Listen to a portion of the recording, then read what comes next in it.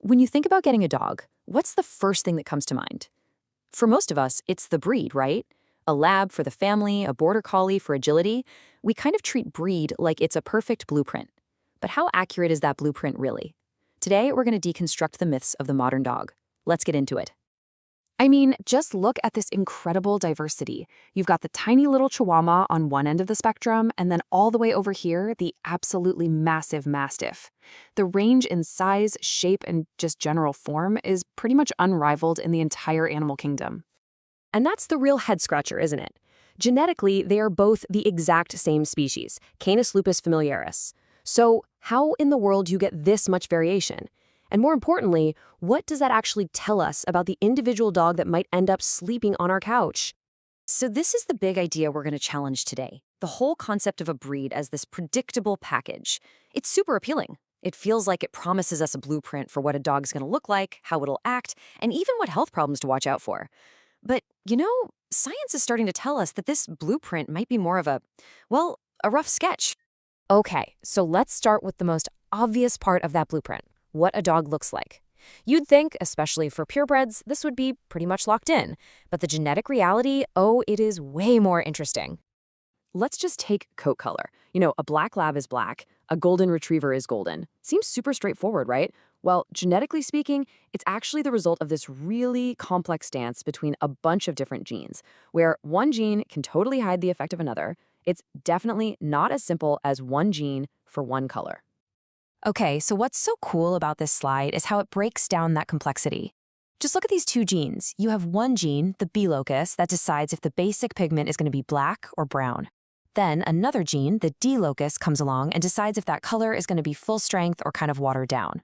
The result isn't just two options, but four totally different outcomes. So a black dog can become blue-gray, and a chocolate dog can turn into this taupe or Isabella color. And this is just a tiny peek at the genetic chaos behind a dog's appearance. And hey, it's not just about color. This quote from some Purdue University researchers, man, it just gets right to the heart of it.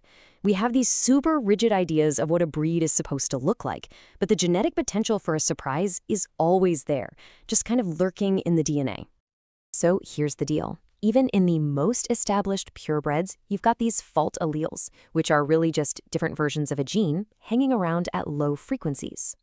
Researchers have found brown color genes in Rottweilers, the gene for long hair in Weimaraners, and yep, even the gene for a naturally short tail in Dachshunds. And it's not just about hidden traits suddenly appearing. The blueprint itself can be changed on purpose. I mean, look at the snouts of the Bull Terrier. It changed dramatically in just a few decades because of selective breeding. The blueprint is definitely not set in stone.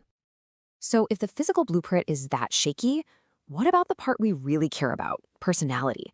Well, this is where the plot twist gets even bigger. Come on, we all know the stereotypes. Golden retrievers are goofy, lovable family dogs. Border collies are brilliant workaholics. Chihuahuas are, we just assume these personalities are hardwired right into the breed. But are they really? All right, here it is, the single most important number from a gigantic study published in the journal Science.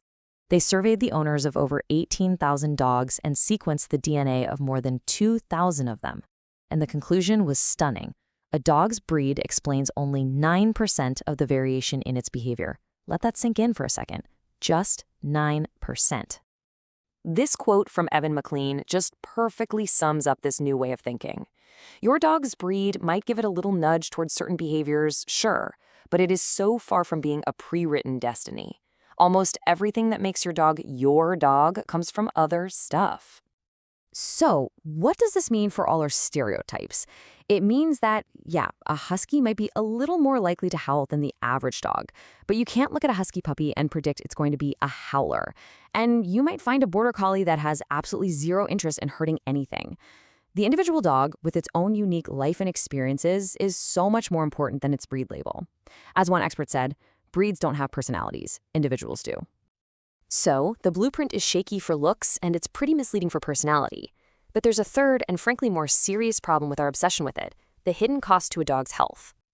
See, in our big quest to create this perfect, standardized dog that fits the blueprint to a T, we've closed off the gene pools. And by selecting for these very specific traits over and over again, we've accidentally concentrated a bunch of harmful genetic mutations.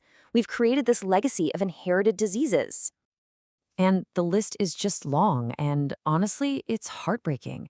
We see really high rates of hip dysplasia in German Shepherds, epilepsy in Belgian Tervuurens, and there are rarer conditions too, like trapped neutrophil syndrome in Border Collies.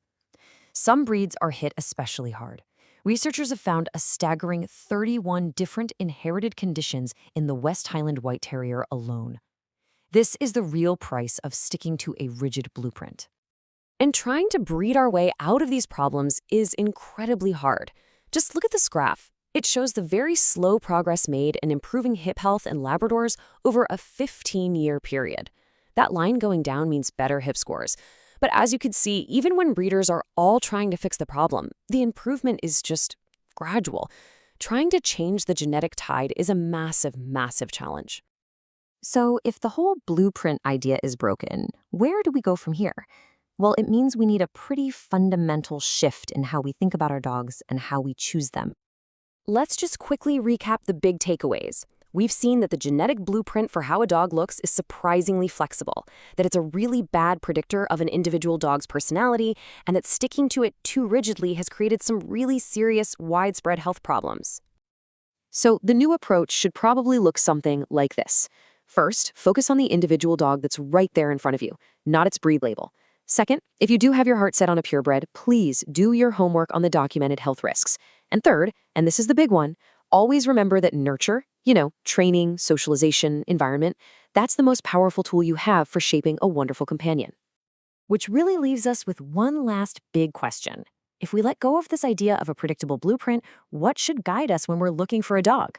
Maybe the answer is actually simpler and a lot more rewarding. Just focus on compatibility, on an individual connection, and on the unique, amazing dog right in front of you.